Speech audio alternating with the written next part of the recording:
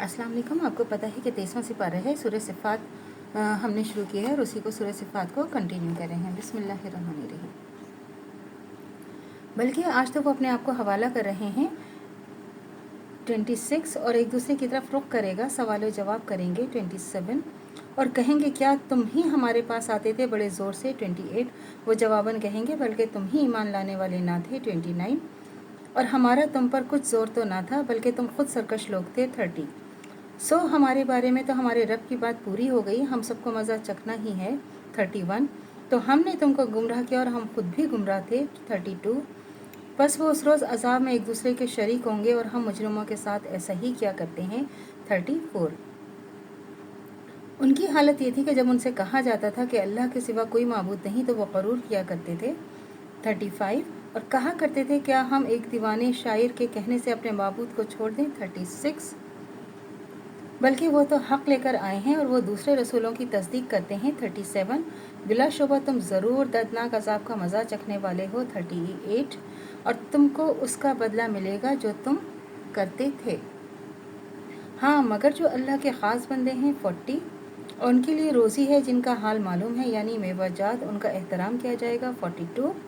नेमतों के बागात हैं 43 और एक दूसरे के आमने सामने तख्तों पर बैठे होंगे 44।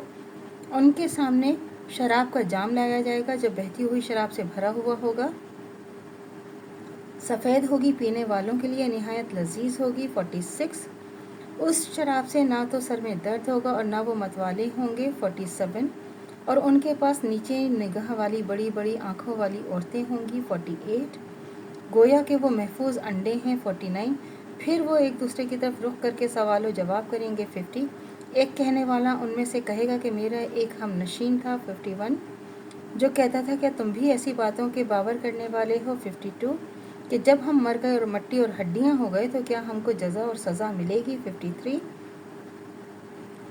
तो वो कहेगा क्या तुम उसको झांक कर देखना चाहते हो 54। तो वो झांकेगा तो उसको वस्ते दोज़ख में देखेगा 55।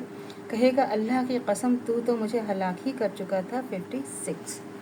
आज देखें ये जो सूरह सफ़ात की आयत है इसमें अल्लाह ताला ये इसमें क्या बता रहे हैं, जो मुशरिक लोगों के बारे में इसमें बात हो रही है। जो मुशरिक लोग हैं, जो काफिर हैं, जो अल्लाह पर ईमान नहीं लाते, तो अल्लाह ताला बता रहे हैं कि जो सरकश लोग होंगे, जो अल्लाह पर यकीन नहीं करेंगे, अल्लाह को नहीं मानेंगे, तो वो फिर उनका क़यामत में क्या उनके साथ उनका हाल क्या होगा उनका।